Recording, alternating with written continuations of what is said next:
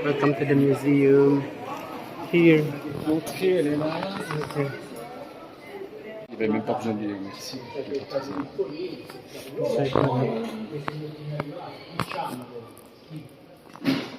Yan. Wait lang yun. So, ito yung explanation niya. In English, yan. Ito in English.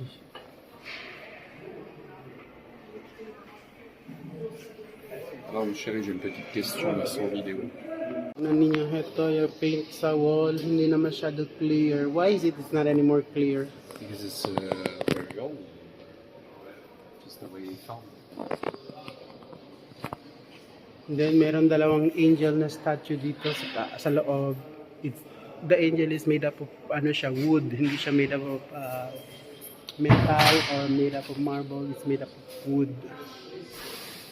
Yan, nakita niyo yun. Yan, luma na masyado. Hindi na halos makilala or makita yung painting.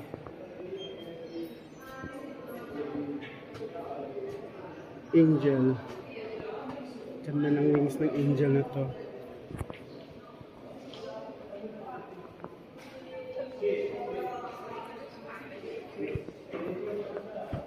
So yung mute hindi na masyado makita.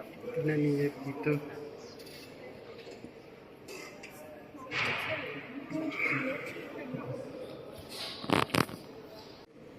So ayun. Sa wall to siya guys yung painting. Hindi na masyado klaro. Ewan ko bakit. Ayan. Parang ano na siya. Faded na siya.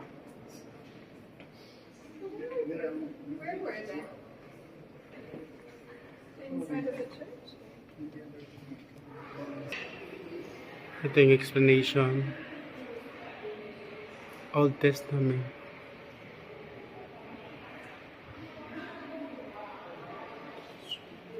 Ayan.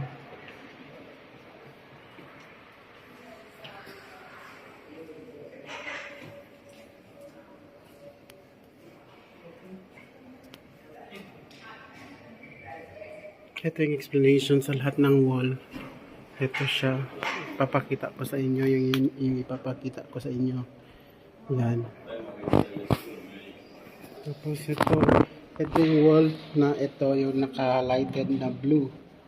Ito siya.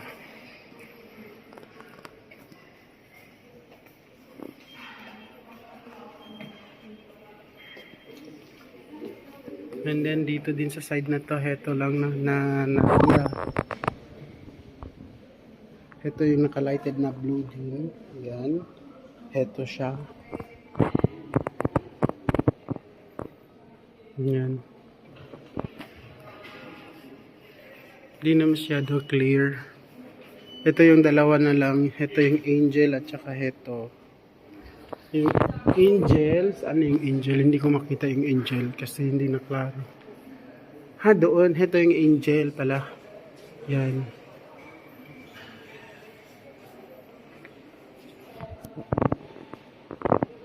So, ayan. Hindi siya masyado klaro, guys. Ano siya? Painted yan siya sa, sa wall.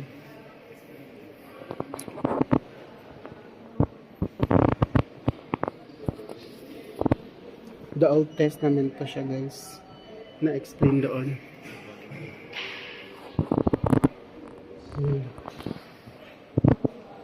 Ito din ang natira dito. Tignan ninyo. Ito yung mga ulo. Naka-highlight na blue. Yan. Yan lang. Yan ang explanation niya. Sa lahat ng nakita natin dito sa wall na to, yan ang explanation. Ito yung explanation niya.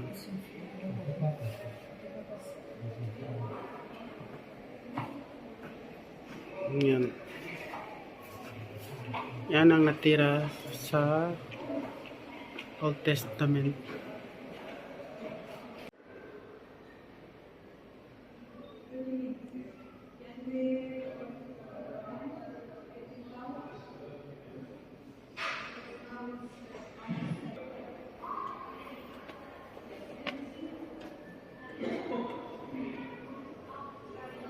Ang laki ng painting sa wall, tapos na-preserve nila.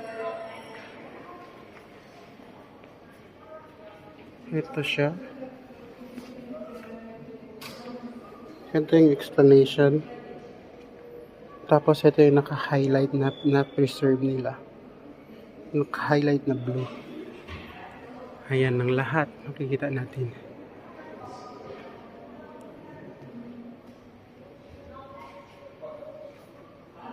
Sobrang laki.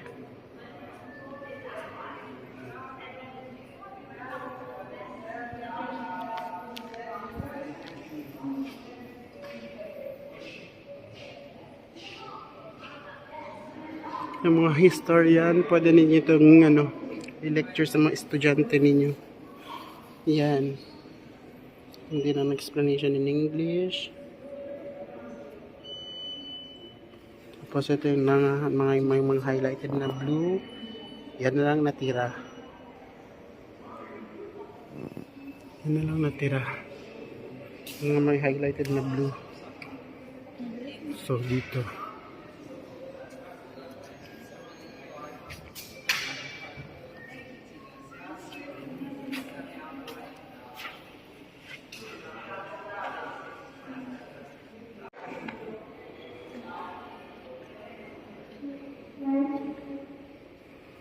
Yan. So guys, so amazing. Nakip pa nila to. The Old Testament. Very, very old. Grabe sila. Nakip nila yung yung painting sa wall. Tapos old na masyado. Ayan. Hindi na masyado clear.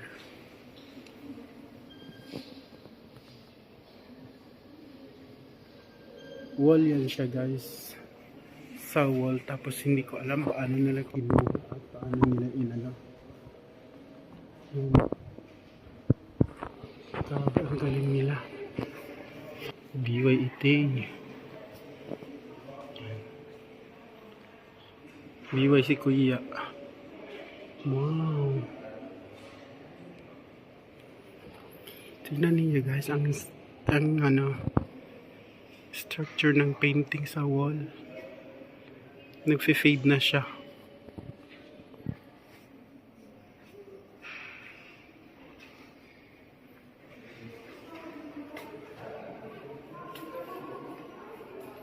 Ang ganda ng collection nila dito sa museum nila.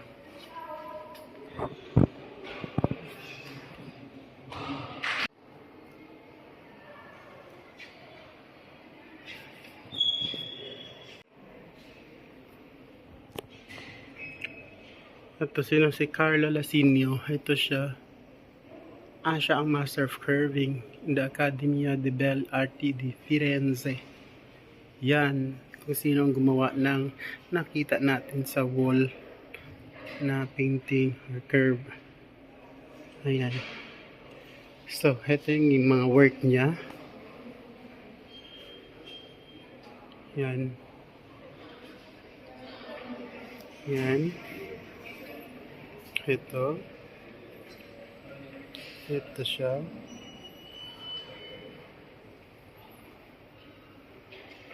Ang galing niya. Ito.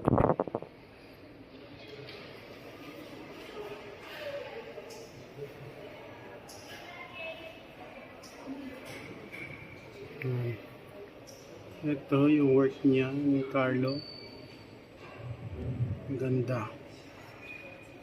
Ito yung nakita natin yung sa kanina doon sa cemetery museum.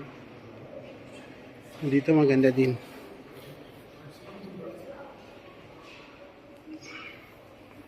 Ayan.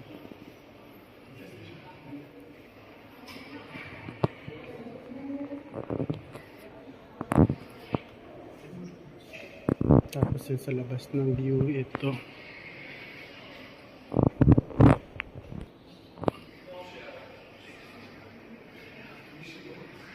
Ganda.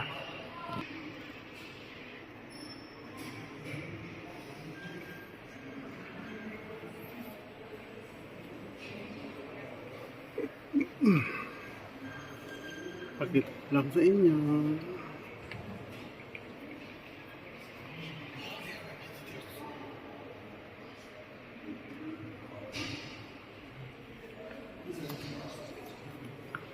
Yan ang mga collections.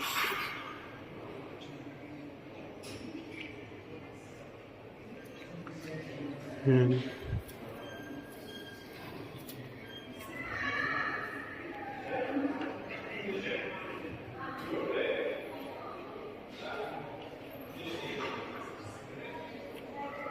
Ang ganda. So, ito yung pinakamaganda sa lahat.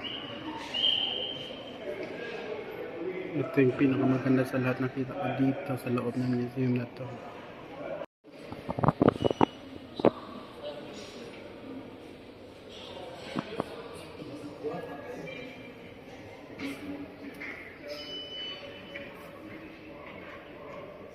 Yan, painting yan siya, guys.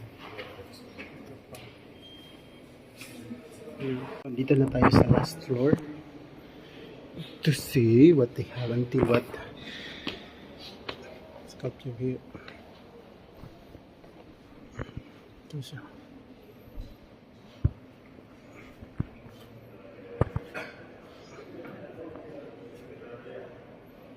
Dito tayo mag-start. Same yung painting niya, ganito yung style.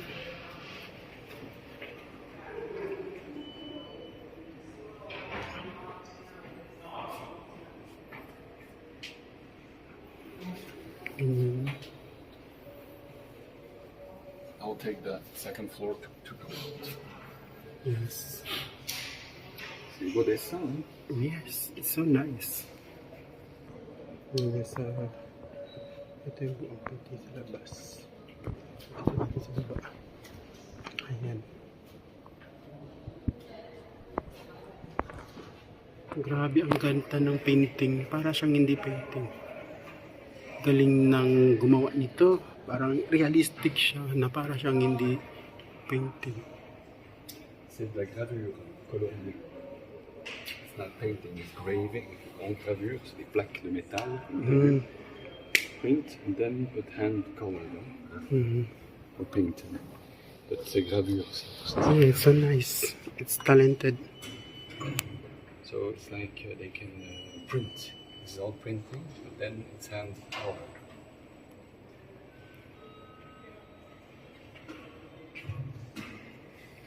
So that's it, guys. It's done. We're done, guys. Heto yung buong painting dito sa wall. And natapos na tayo. Baba na tayo. Exit doon pa lang. Exit hindi dito. Ito yung buong wall painting. So natapos na tayo. Heto na yung last visit natin dito. Uwi na tayo. Before that, pupunta tayo sa restaurant kung saan tayo kakain, and then uwi na tayo sa hotel and magpapahinga tayo tomorrow. And then after tomorrow, uwi na tayo sa Geneva.